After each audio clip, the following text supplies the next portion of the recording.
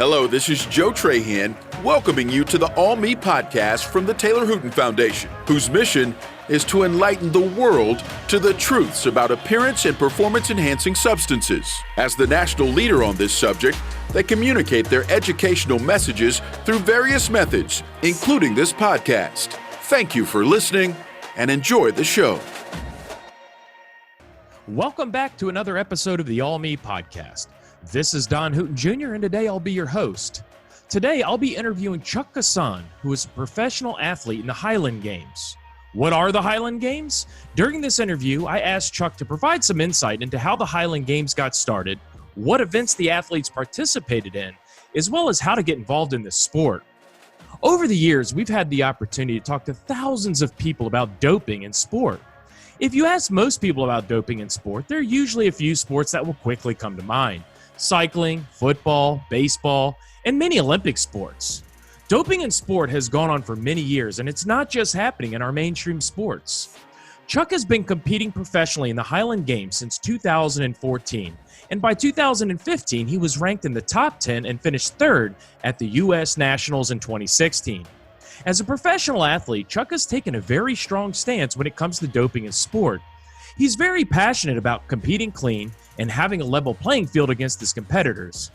Currently, he's pushing hard to make sure the fact that all athletes are educated on the topic of appearance and performance-enhancing substances, as well as pushing for more testing. Please be sure that you hit subscribe so that you don't miss any future episodes. We are so thankful for all of your support and would appreciate any donations to help keep the Taylor Hooten Foundation's message going. Let's dive in with Chuck. Chuck, welcome to the podcast. Hey, thanks for having me. Man, you bet. I'm really excited to talk to you today. This is going to be a really interesting topic, and I know a lot of people are going to enjoy learning about your sport and your profession. But before we dive into all that, we always like to get a background on our guests and who we're talking to and where you came from. Where did you grow up? Were you an athlete? Did you play sports as a kid? Tell us a little bit about yourself. Yeah, I grew up in a small town in central Nebraska, Amherst, Nebraska. Population like 275 people, oh, wow. Max. So pretty small town. I'm the oldest of three boys. My mom and dad were they both worked when we were growing up. I was a three-sport athlete because when you go to a small school like that, you have a lot of opportunity to do athletics and everything else, which was a blessing for me. So I did football, I did basketball, and I did track, and those are my three sports.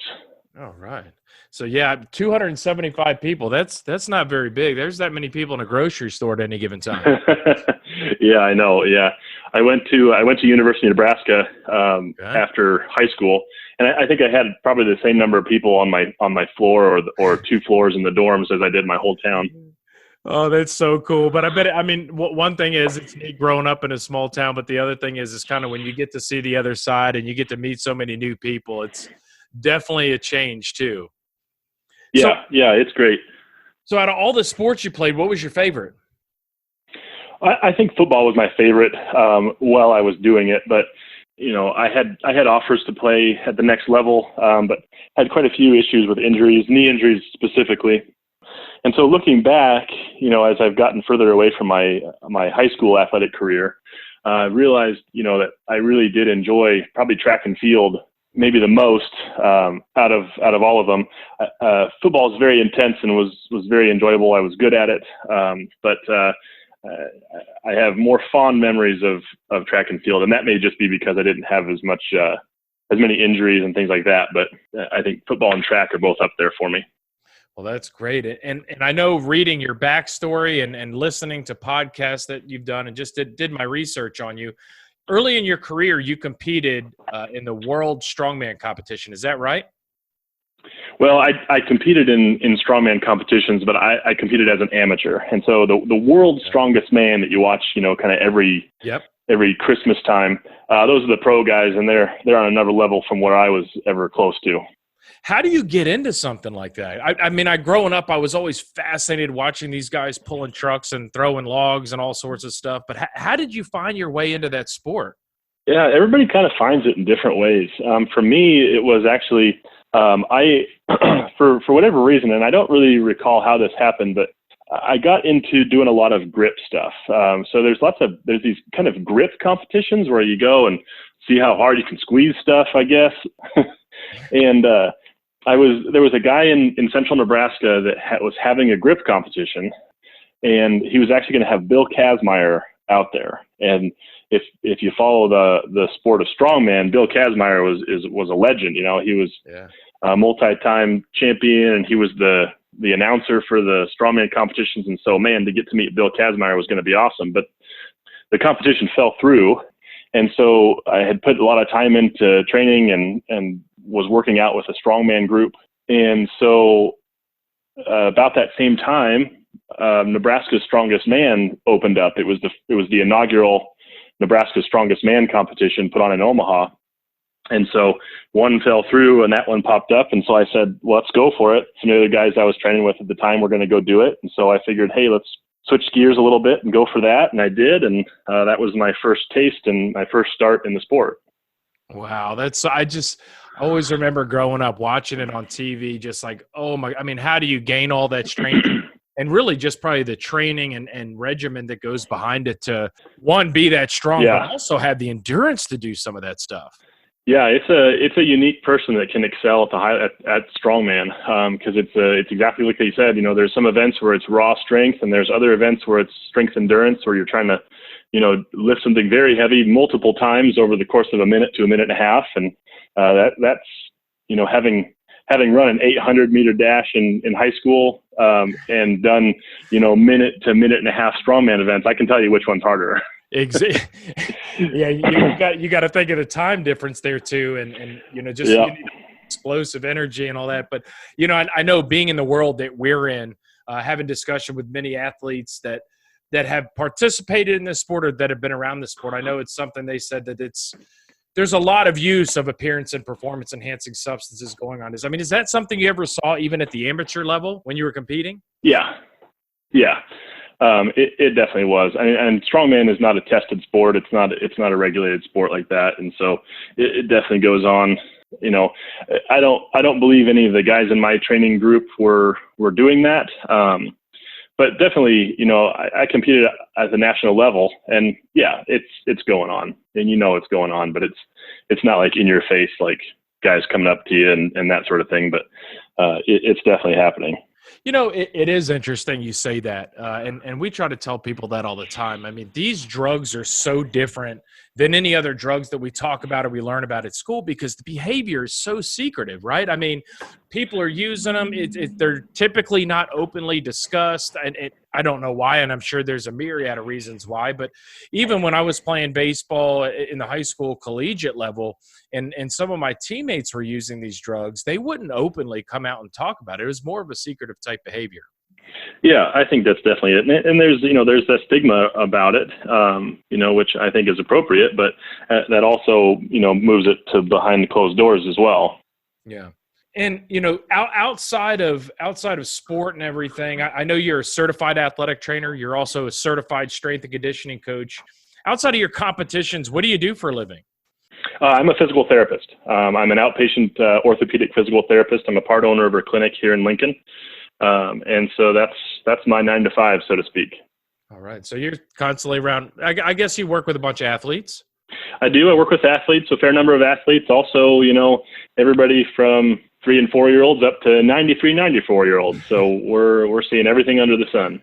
Well, that's good. And I know, you know, outside of your profession, and I'm really excited to get into this next topic about your sport, but you're a professional athlete that competes in the Highland Games. And while this isn't a mainstream sport that you're going to turn on and see every weekend on ESPN, it's a competition that's carried on for many years, and athletes compete in this sport around the world. Can you give us some background on the Highland Games? What are they? When did they start? And really, what's the origin behind them? So the Highland Games proper is a Scottish competition encompassing many different things. If you were to Google the quote-unquote Highland Games, you would see things like Scottish dance, bagpipes, you would see tug of war, there's Scottish wrestling, there's like foot races, and, you know, anything athletic they're going to kind of have in the Scottish Highland Games. Now, what I do is under that umbrella, and it's called the heavy athletics. Okay. But in the United States, they're kind of synonymous. So you hear Highland Games and you think heavy athletics. Okay. And so the heavy athletics is kind of think of it like a throwing decathlon. And it basically involves a bunch of different throws and then an aggregate score at the end of the competition to determine the winner. Okay. They were started thousands of years ago in Scotland as a way for the clan leaders to find their best of the best for, battles and warriors and social status and things like that. And they've carried on in some way or some manner ever since. And I did my research before, we had a discussion, a couple months back, and I just became fascinated with the sport. I thought it was so cool. And then I got to thinking to myself, growing up as a kid, or even when you get out of, high school or even college, and, you still want to compete and you want to participate in sport. I mean, it's really easy to go out and, if you're a kid, you get into Little League baseball, or you can find pickup games at the YMCA for basketball. And I know, there's a lot of adult softball leagues. How does one get involved in the Highland Games, and how did you get involved? So in the United States, you kind of got to know somebody that knows somebody that's in it. Okay. That's the best way, because otherwise you're not going to even know it exists. Yeah. It used to be a little bit more popular in the 90s. They used to have kind of follow the circuit on ESPN, and some people remember it from there. But a kid today isn't going to have any idea what you're talking about, because they're not replaying those unless you're falling down the rabbit hole on YouTube some night and stumble onto the Highland Games. Yeah. But you kind of got to know somebody that knows somebody about it. And so the way that the majority of people get into the Highland Games these days is through a different sport. So maybe they're power lifters and somebody in their gym is training for the Highland Games, or maybe they were collegiate throwers and one of their old throwing buddies said, "Hey, I picked up the Highland Games," or maybe a throwing coach that they have turned them on to the Highland Games, after they're done. There's a bunch of ways people find the sport. And there's not a lot of young kids that are in it unless, maybe their parents are throwing as masters athletes, or, maybe they have a local competition that's kind of a town celebration, and they've been around it their whole life, and they're finally old enough to maybe compete in a kids division or a novice division. So that's how we see the youth kind of starting into the sport. So what athletes in your sport, are they paid athletes? Do you have to self-fund yourself? How does that work? As an amateur, you are self-funding. You're finding, your own way. You're traveling. You're paying your own way. You're paying your entry fees. And that's the amateur life. As a pro, by and large, you are paid to throw. Okay. And if you're a high-level thrower in the pro ranks, you're going to come out at the end of the season ahead. Okay. But each competition kind of has their own intricacies, and some of them pay for your travel and your hotel, and then they pay you prize money on top of that, and some don't pay for travel, but maybe they have a competition hotel and then you get prize money, and then some don't pay for anything other than prize money. So it really kind of depends on the competition you go to. And as a professional athlete in the Highland Games, are there any opportunities for sponsorships? Let's just say an Under Armour or Nike approaches you and, "Hey, I want you to wear my gear." Is that something that's heard of? It's not going to be Under Armour or Nike, but some guys will have a sponsorship. The trouble with the sport and the trouble with sponsorships in a sport like this is sponsorships are a two-way street. Yeah. You got to bring something to a brand, some awareness, some influence that you have for a brand to want to sponsor you. And so in the Highland Games, in a niche sport, those opportunities are slim. And you kind of got to be pretty savvy in the social media world if you're going to get any of those anyway, because otherwise, the people aren't going to be throwing money at you to wear their shirt in front of, however many people are at the Highland Games.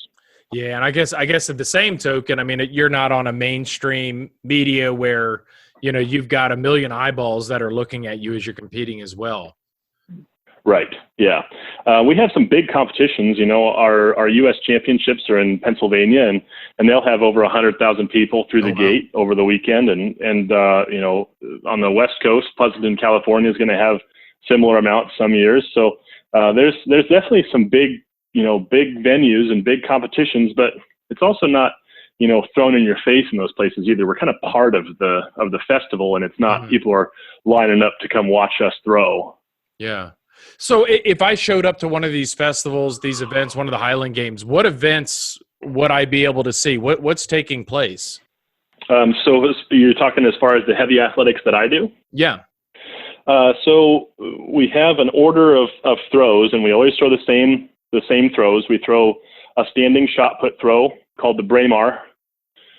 We throw an open shot put, kind of like the normal shot put. This is all done off of grass. Okay. And typically in the United States, we'll throw a stone instead of an actual shot put. And so each competition has their stone that you'll throw for the Braemar and for the open stone. And then you move to the weights. So we throw a light weight for distance, which is 28 pounds. And you kind of throw it similar to a discus, except if you're a thrower, it's completely different. Okay. But if you're a spectator, it looks similar. And then the heavyweight for distance is 56 pounds, Wow. throwing that as far as you can. And then we throw the heavy hammer, which is 22 pounds. And if you or anybody's familiar in track and field with the wire hammer, the Scottish hammer is where the wire hammer has its origins. Okay. So the big differences are, if you've seen the wire hammer in the Olympics or in collegiate track and field, it's a ball with a wire and a handle, and typically they spin around 3 to 4 times and then release the implement into the field. And the Scottish hammer, you can't move your feet, and so you stand with your back to the field. You kind of swing it around overhead, 3 to 4 times, and then release, into the field. But we wear boots with blades on the front to dig into the ground, so that you have some purchase there when you're throwing. So those are the hammers. We throw a heavy hammer and a light hammer, which is 16 pounds. And then you get into more of the iconic Highland Games event of the caber toss, which is kind of like picking up a big telephone pole and flipping it over. Yeah, I've seen that. Yeah. Yep. And then the weight for height. So throwing that same 56-pound weight for distance, but they shorten it up. So they move the handle more to the base of the weight, and then you throw it up and over a bar as high as you can. So kind of like pole vault or high jump, you get 3 attempts at each height. It moves up a certain amount each time, and then you go till you can't clear any more heights or you miss 3 times. My shoulder is hurting just thinking about it. Yeah, it can beat you up a little bit. I bet it would take a couple ibuprofens and a lot of water to get to sleep at nighttime. So how far can you throw a 55-pound weight? So the furthest I've thrown a 56-pound weight, 56. I had the world record for a brief period of time at 50 feet, a little bit over 50 feet. That's freaking crazy. And I guess that's how you score points, right? By distance? Yeah. There's two predominant scoring methods in the Highland Games. One of them is a decathlon style scoring, where your points are based on the world record for that distance. So if you throw pretty close to the world record, you're going to be pretty close to 1,000 points. Okay. If you're half of the world record, you're going to be at 500 points. So and then you add up the points aggregate at the end of the competition. Highest score wins. What if you break the world record though? Then you'd get more than 1,000 points. Okay. So okay, cool. So it would still be based on that percentage of the world record. It would just be more. Okay. That style is not used as much because it's a little bit hard to calculate on competition day. You have to be pretty up on it. There's a couple of competitions in the U.S. that use that style, but more often than not, it's a point system. So if there's 10 guys throwing in a class, the first place guy is going to get 1 point, and the last place guy is going to get 10 points, and filter out through there. So if you get first place in every single event, you're going to get 8 points. Okay. By the end of the day. And if there's 10 guys and you get last place in every event, you're going to have 80 points. And so that scoring style tends to favor a person who's pretty good at everything. Okay. The decathlon scoring style, tends to favor a person who is really good at some throws. Because if everybody's throwing kind of in one area, one range, and then some guy drops a bomb 40 feet further, then that's going to be an enormous amount of of points for that person. Whereas if it's just the individual, you get 1 point for first, 2 points for second. It doesn't matter how far you beat somebody, you're still only 1 point ahead of them. Okay. So that's my preferred scoring style, because I'm not excellent at any one throw, but I'm pretty good at all of them, and so that tends to favor me by the end of the competition. I see why you like it then. Now, yep. Athletes in your sport have a very unique uniform. Can you describe for us what an athlete might wear during competition? Well, we got to wear the game shirt, and then you wear usually some throwing shoes and some tall socks, some sunscreen, sunglasses, probably a hat. I'm sure that's pretty much all what you were talking about, right? Yeah, exactly. That's exactly what I'm talking about. Or maybe you're talking more about the kilt. You're wondering about the kilt? Yeah, kind of getting towards it. There you go. Yeah. So we throw in a kilt. Okay. It's the standard Highland Games uniform, and the only people that don't throw in kilts are the novice competitors who've never thrown before. Okay. Because they don't feel like you should have to go out and buy a kilt if you're just going to come try the sport. So yeah. So I guess it takes a little bit of getting used to. It doesn't. It doesn't as much as you think. You wear compression shorts and stuff under, and it just becomes part of it. I don't even notice it anymore. It's not even a novel thing, because when you're there, every single person has them on, and it's just kind of a cool part of the sport. So yeah, it's I get made fun of a little bit at work every once in a while for it, but normally when I get kind of a loudmouth patient who wants to poke some fun at me as I'm causing them pain. Yeah, but, those are the people that might not have the courage to wear one. Yeah, it does take a little getting used to, but it's really not that bad. It's pretty good. Now, if somebody that's listening, they're interested in learning more about the Highland Games and maybe interested in participating, where would they go to find more information? The closest thing we have to a unified rule book and I guess central source is something called NASGA. So it's NASGAweb.com, and that's the North American Scottish Games Association. So NASGA, NASGAWEB, North American Scottish Games Athletics. And that's got all the getting started and rules and the database for all the logged throws for the seasons. And that's the go-to place in the U.S. to start in the Highland Games. Okay, and what we'll be able to do, we can also put a link in the show notes so people that are listening can click on the app, or they can pull the details down more, and they'll be able to find a link on how to get more information, so we can make it pretty easy for them. Perfect. Let's talk about your nutrition and strength training for this type of sport, because it requires a lot of power, a lot of strength, and a lot of endurance. What does your daily workout regimen look like when you're training for competition, and how often do you work out? Well, it varies. It varies depending on time of year. So right now, and this is about as atypical of a year as you can get in the Highland Games, just because of all the COVID stuff. The majority of my competitions have actually been canceled. But say last year when we were full swing, this time of year would be kind of accumulating a lot of repetitions of the throws. And so the weight room starts to take a little bit of a back seat, and the time is spent predominantly in the field throwing. So last season, I would train about 9 times a week. I would do twice a day on Tuesday, Saturday, Sunday, and then once a day on Monday, Wednesday, Thursday. And it's short, intense sessions of throwing, and then, a few lifts to try to keep things moving quick, and then recover for the next session, so that you can continue to throw at a high level during training. In the off season, it's much more like what you'd expect, which is heavy lifting, trying to build some strength that you tend to lose towards the end of the regular throwing season, because you're throwing so much and you're competing and you're trying to peak. And so the intensity of your lifting tends to go down as you're trying to peak for that. And so you spend the early to mid part of the off season trying to build all that strength back up and explosive power, lots of squats and cleans and snatches and all those types of movements during that time. Is any cardio beneficial to the training regimen that you have?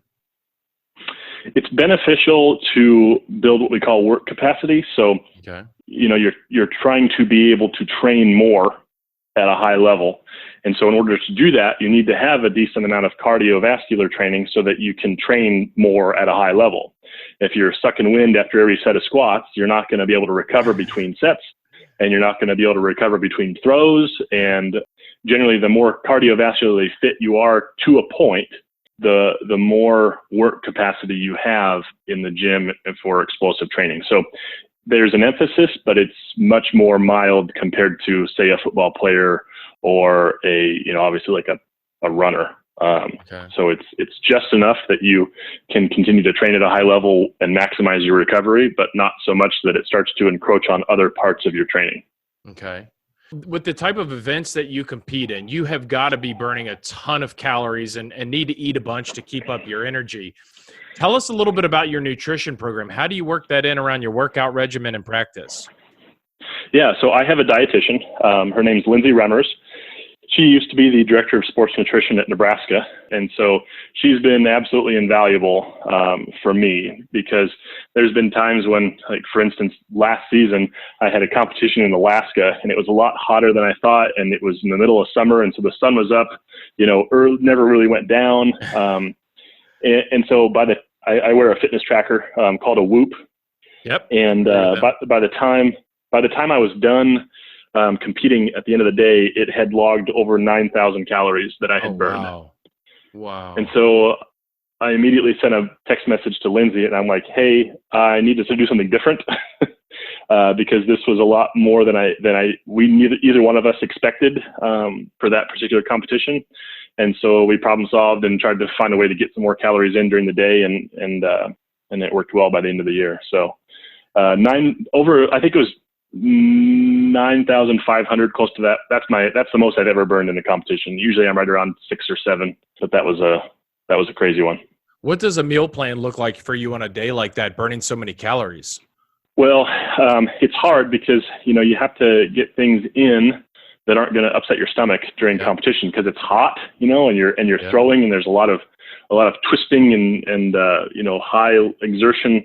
And so our plan was basically to drink those calories. So I threw down, I think 5 or 6 weight gainer shakes during competition, and then kind of intermix that with trail mix and Gatorade and everything like that. And so, she had put a goal to add 3,000 to 4,000 calories, put in 3,000 to 4,000 calories during competition to try to minimize the effects. Because then the big thing with something like that is that, I got to compete the next weekend. So it's not so much either about getting through that competition, is also recovering from that competition and being able to hit the ground running again on Monday when I get home and start training for the next one. Yeah, that was what I was thinking. You must have a really strict recovery regimen, because one thing is you have to continue to practice, you have to continue to burn those calories, but also find some time to sleep and give those muscles and your body really a chance to recover and rest. Absolutely. Yeah, you nailed it. It's a balancing act, especially towards the end of the season, because there's some years when we're competing every single weekend for 8 weeks in a row, close to that, and so it's really about balancing performance and recovery, and that's why I'm very thankful that I have her to kind of help guide me through that aspect of it. So, it's really been a valuable part of my competition. It's good that you can explain that to people too, because it's no different than if you were playing football or baseball or basketball. You're still burning a ton of calories. You still have to practice. You still have to eat, but you also have to recover and get your sleep as well. So it's a balancing act. It's not easy. You tell people all the time, being a professional athlete, I've never been one, but just being around many sports, it's not easy. It's a lot of work, and it's something you have to stay consistent with. Consistency is absolutely the key, especially in the strength sports. Any strength sport is really a marathon, because you're going to see outliers of guys that are ridiculously strong, coming out of high school or even in college. But by and large, for the average person, it's a marathon. It's about putting in the time, about putting in the reps, about staying as injury free as you can be, and eventually it's going to come. It's going to happen. You're going to be where you want to be, and those goals are going to start to fall. But it's not in year one. It's not in year two. It's not, there's a reason why high-level Olympic athletes are on a 4-year training program. Yeah. They're trying to peak at year 4. And that sometimes boggles people's minds, especially, when you're in high school or even in college, because the years seem to go by so slow or so quick, and you just don't appreciate sometimes how much planning and peaking has to happen. You're planning years out to get to where you want to be. And so that's definitely something that people have to keep in mind. It's interesting you say that. I was just listening to a webinar, I believe it was last Friday, and one of the gals on there was an Olympian, and the question was posed to her is, how does this affect most athletes that are competing in the Olympics by it being postponed due to COVID-19? And she mentioned the same thing as you. You train 3.5 years to get ready for this competition, only to find out that it's going to be postponed another year. So everything that you've been has got to be reconfigured. And it's not that you're starting over, but you're now put into a situation where you've got to pivot and make a change to adapt to what's being put in front of you.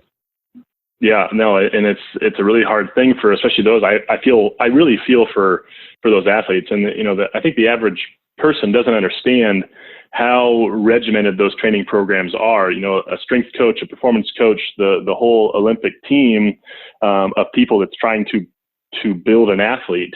Yeah. They've laid those plans out on a 4-year cycle. On a 4-year schedule, and now all of a sudden you're going to do it on a 5-year schedule. Yeah. Now there are world championships between, every year. It's not an Olympic year. They're going to have world championships. And so there's peaks built into that, but the Olympics is it, that's the one. And so that throws a huge wrench into that person's training program. And so it can be hard. I mean, I'm kind of struggling right now trying to figure out, where I'm at, because as of right now, I still have a couple competitions that are still on the board. Yeah. But, I was expecting to peak for, or at least progress to a level for a few before that. And then, so I'm having to kind of rewrite my whole yearly plan on the fly as well. So it's not been a fun year for that. No, but I think everybody's going to learn from it. And, the good thing is everybody's in the same boat. It's happening to everyone. That's true. So that's true. Absolutely. Everybody's having to deal with the same challenge, which really leads me into our next discussion topic here. And many people believe that the use of appearance and performance enhancing substances is just going on in our mainstream sports and bodybuilding. However, with the work that we do, we simply know that's not the case. With the type of competition in your sport and the strength and endurance that it requires, do you feel that the use of performance enhancing substances have found their way into a sport like the Highland Games? Yeah, I do. And I know they have, and they have in the past. And there's been people that have tested positive in the past, and for things. And it's a sport like any other. And anytime you have athletes and egos and money involved, that's going to find its way. It's going to find its way in there. And it's unfortunate, but it's just kind of the nature of sports like that. So when we were talking earlier about the open discussion of performance-enhancing drug use and the World Strongman competition, do you feel that it's the same thing in the Highland Games? Where are drugs openly talked about? Is it kept secret? Is it just something that's just not discussed? Well, I think I would say that the guys that are doing it know other guys that are doing it.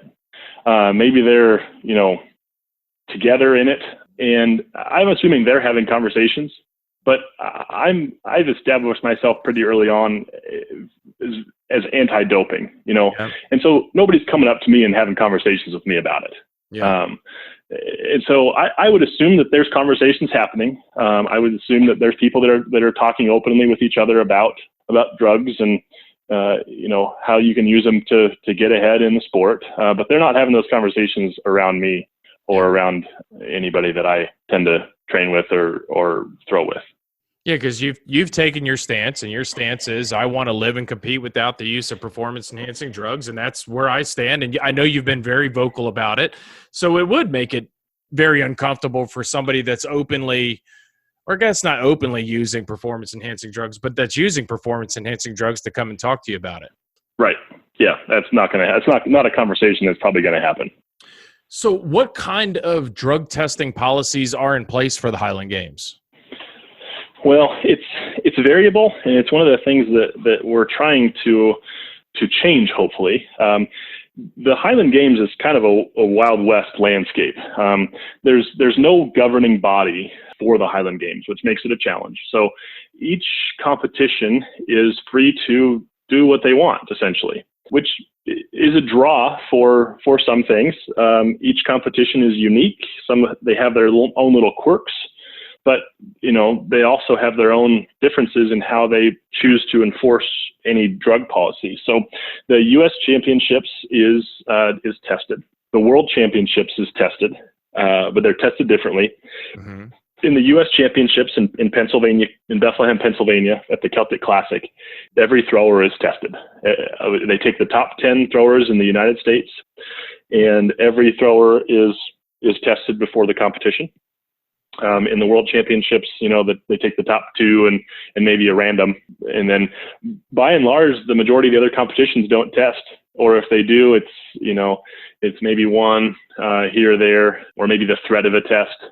But by and large, the rest of them really don't. And that's what we're trying to change. We've pushed that in the off season to see if we can maybe make a dent in that. Yeah, because testing's very expensive. It's very sophisticated. What steps are you trying to take to try to put some of these policies in place? Well, you hit on the crux of the whole issue, and it's the cost. The Highland Games is a niche sport.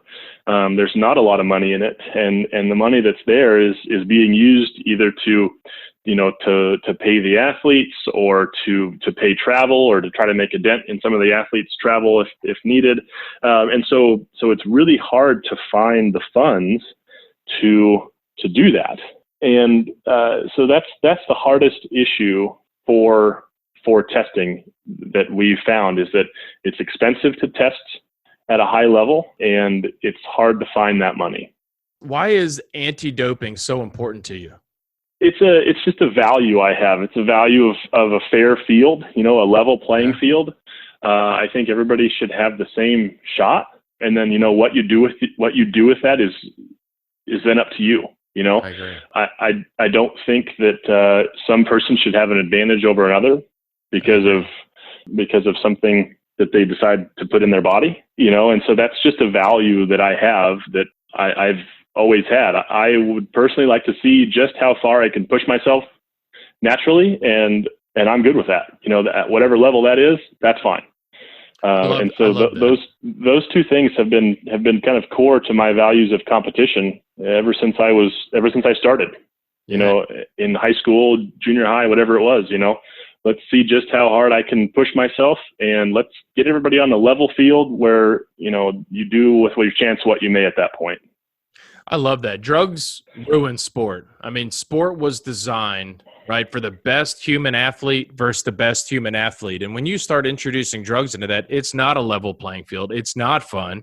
And it ruins the whole value of sport. Yeah.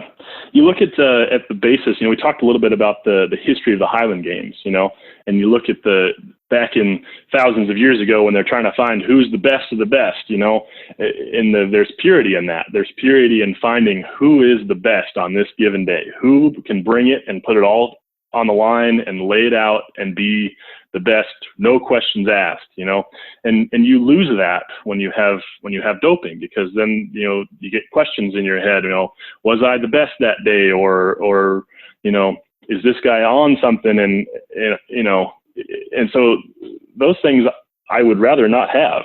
Yeah. Do you think you've ever lost in a competition because your competitor was doping and you weren't? I think definitely in strongman. I think absolutely in strongman that probably happened.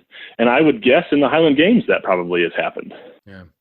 And you talked to tons of athletes about this. And one of the things behind the All Me podcast, the whole All Me movement, is to give athletes who are doing it the right way a voice, because there's so many out there. The majority of the athletes that are competing, regardless of what sport it is, are doing it the right way. They're doing it clean. And because of a few of them that decide they're going to cheat, and like we talked about, as long as there's money involved in sponsorships and fame and all that sort of stuff, it's going to continue to happen. But we need to give a platform for those athletes who are competing clean to speak out about it. And that's what this is about. And I'm glad you're talking about it.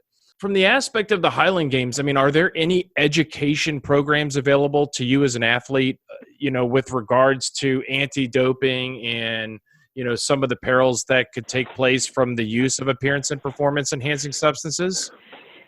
There aren't, and a lot of the drug testing organizations that I've spoken with and have worked with to put testing in place in some of the competitions this year, that's a big part of their message as well, which is, we're not out to catch people. That's not the idea. You're right. We're out to level the field. This is not a witch hunt. It's not trying to, look at somebody and say, oh, wow, you're a great thrower. You're probably on. Let's go see if we can bust you. It's right. About saying, hey, let's level the playing field. Let's make sure that the competition that we're having is fair for everybody. Exactly. And let's also make sure that people understand the risks that they're putting themselves under when or if or whatever comes about, that you're approached or tempted or whatever it might be to do that. Mm-hmm. And so the education program, I think, is a huge part of it, and saying, look, this is what can happen to your body when you do these things. This is what can happen to your mind when you do these things, and really emphasizing that as well. Yeah, I'm glad to hear you say that. Education is important. It's key, because if somebody is going to make a decision to use any type of drug or substance, we feel here at the Taylor Hooten Foundation that at least make it an educated guess. But if we don't provide somebody the education, and we were having this discussion earlier today, was, all you hear are the good stories when people use performance-enhancing drugs, especially as it relates to big mainstream sports. And sitting in my chair and doing what I've done for the past 12 or 13 years, after losing my brother, I've taken so many calls, countless calls from parents and loved ones who have lost a child, or, that have a loved one that they're sick, or that has had some sort of side effect to these drugs. And it's terrible. And those are the stories that need to be shared so that people can understand that there are always two sides of the coin. Sure. Is it going to help get you bigger, stronger, and faster in a quicker manner? Absolutely. Are there a whole lot of side effects and things that go on the back end? Absolutely. And we need to be talking about those. Yeah, I think that's definitely a big part of it, and I think that sometimes there's rose-colored glasses with the people that decide to do those things and say, here's a quick fix. You're having a little trouble with this, take this pill. Having a little trouble with this, do this. And you're only hearing that from the people that you're talking to. And if you're not talking to, like that, as we talked about that, I'm not having those conversations with people that have decided to go that route. And maybe that's not a good thing, because maybe they need to hear a voice that says, hey, listen, this isn't good for you. This isn't good for us as a sport. And, maybe that's a conversation that needs to be had at some point. But I think it's a very important message to get out there, especially to young people, to say, hey, this is not the way to do it. This is not what you need. This is not the only way to success. I'm proof of that. A lot of high-level throwers that have come before me are proof of that. And so it's a message that needs to be heard. Well, it's noble and honorable what you were doing to really step out in front of this thing. I know many people don't have the guts to do so. It is scary, but you are taking that stance. And I know you're not only going to impact current athletes, but athletes that are going to follow in your footsteps. And as an athlete in this sport, what is some advice that you might give a young person who's interested in competing in the Highland Games?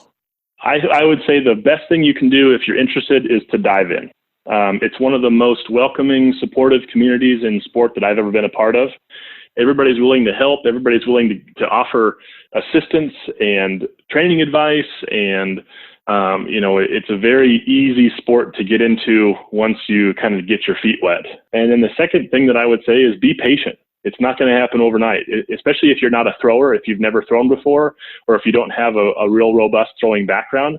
It's going to take a lot of time. It's a very technical sport. It's going to take a lot of reps. And so there's no fast track to putting in the time and the throws and the reps. And and getting it done the right way.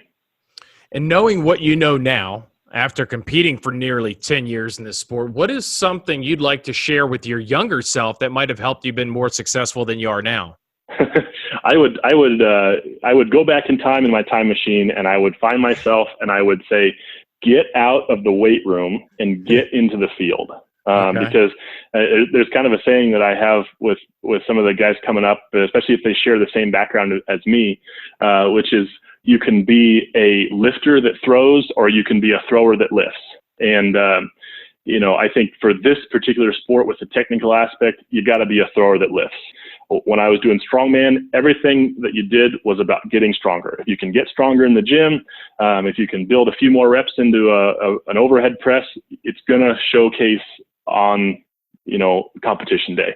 But when you're a thrower, that's not the case. You need to have a certain level of strength, but you kind of get to a point where you say, how strong is strong enough, and how can I translate this strength to the field? Because I have been beaten by guys who were much weaker than I was. Mm-hmm. And so that's a thing that I wish I could have beaten into my beginning Highland Games self's head much earlier than it actually happened, because I think I would have saved myself a lot of injury. I would have saved myself a lot of time. And so that was my biggest clue, I think. Okay. And, people that are listen to this, and this will get shared, and hopefully they'll take that advice and use it as they're young and they're growing, especially at that age. We all think we know everything at that point, but, only the years can tell us, how much we really know and help us gain that knowledge. So Chuck, now this Absolutely. has been a wonderful conversation, very enlightening. And before I let you go, I've got to toss a couple of curveball questions your way. It's one of my favorite parts of the podcast, because it really gets it allows us to have a little fun, but also get to know our guest as well. So the first question, and what I want you to do is just don't think about it. Just go ahead and answer. Right? All right. Have you ever? We can edit these, right? We can edit later. We can certainly do that. All right. Have you ever met your idol or someone you revere greatly? Yes. Who was that? Well, when I first started in the Highland Games, it was Dan McKim, and Dan McKim is a multi-time world champion. And I remember I roomed with him actually one year at Pleasanton. I had qualified for the world championship up by the skin of my teeth, and he was there, gunning for, I forget if it was his second, third, or fourth world championship. And we got thrown in the same room together, and that was that had to have been cool. It was cool, but it was also very nerve-wracking. That's neat. All right. If you had to delete all but 3 apps from your smartphone, which 3 apps would you keep? Oh, man, I don't use my smartphone very much anymore. I've tried to kind of get rid of that. But I would say I definitely would use, let's see, is text messaging an app? Yeah, I would say text messaging one. So I would keep text messaging. I've been getting more into to Reddit, so I'd keep Reddit, and my Whoop app for my fitness tracker. I would keep that for sure. Outstanding. Those would be my 3. Oh wait, no. Oh my gosh, I skipped Audible.